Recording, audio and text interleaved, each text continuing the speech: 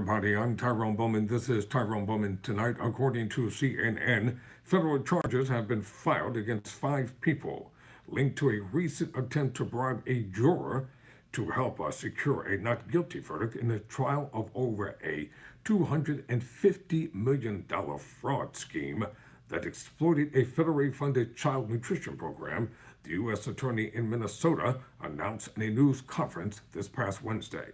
The juror, identified only as juror number 52, immediately called 911 to report the attempt after a gift bag containing $120,000 in cash was dropped off at her front door earlier this month.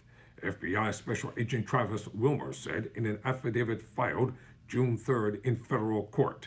3 of those charged this week, Aminhajad Noor Abadias Farah, and said Farah were defendant in the fraud trial connected to Feeding Our Future, a nonprofit organization prosecutors say was used to skim nearly $250 million from federal child nutrition programs. Juror number 52, who is not accused of any wrongdoing, was dismissed from the case and replaced with an alternate. Noor and Abidazia Farah were convicted of wire fraud, bribery, money laundering, conspiracy, and other crimes, while said Farah was acquitted, according to a Justice Department news release. An agency spokesperson, Tasha Zerma.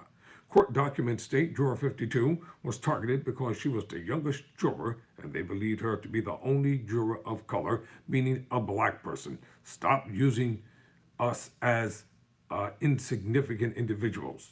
What do you mean a person of color? She's a black woman. Included with the alleged bribery money was a document described by U.S. Attorney Andrew Luger as chilling. The document laid out instructions for the juror to follow with arguments for her to use to sway other jurors.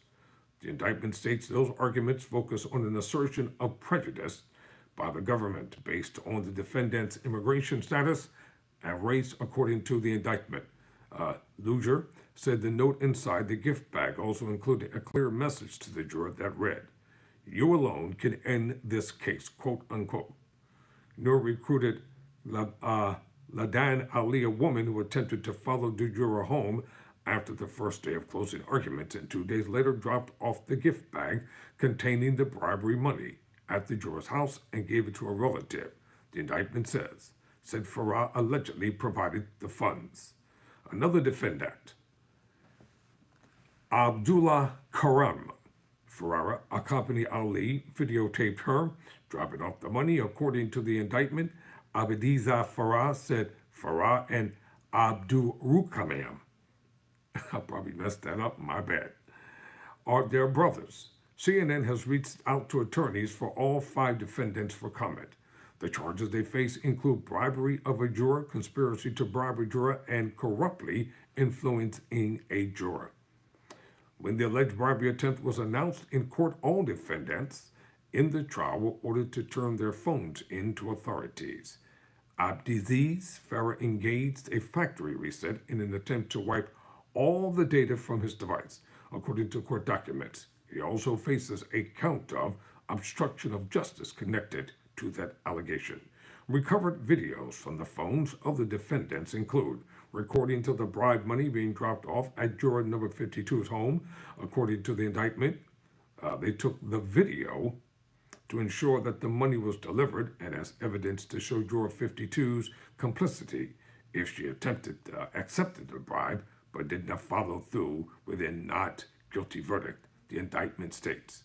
Days later, a search warrant was served at the home of Faraz, and among the items found by investigators was a list of all the jurors' names hidden inside a water bottle, a DOJ warrant says.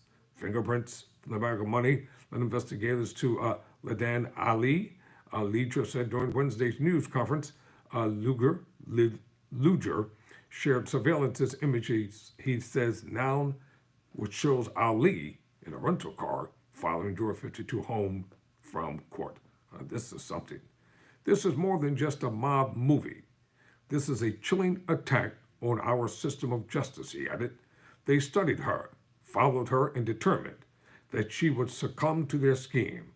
The fact that they failed does not lessen the magnitude of what they tried to do, said Luger. Fortunately for all of us, Juror 52 could not be bought, and she terminated their scheme.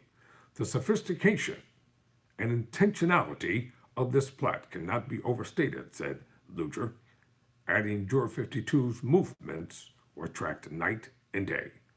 So the three Farrar brothers were scheduled to make their initial appearances on the charges in federal court Thursday afternoon. Ladan Ali is expected to turn himself in later this week, and Noor is set to appear in court next week, according to Zima. I'm Tyrone Bowman. Never surrender. Never.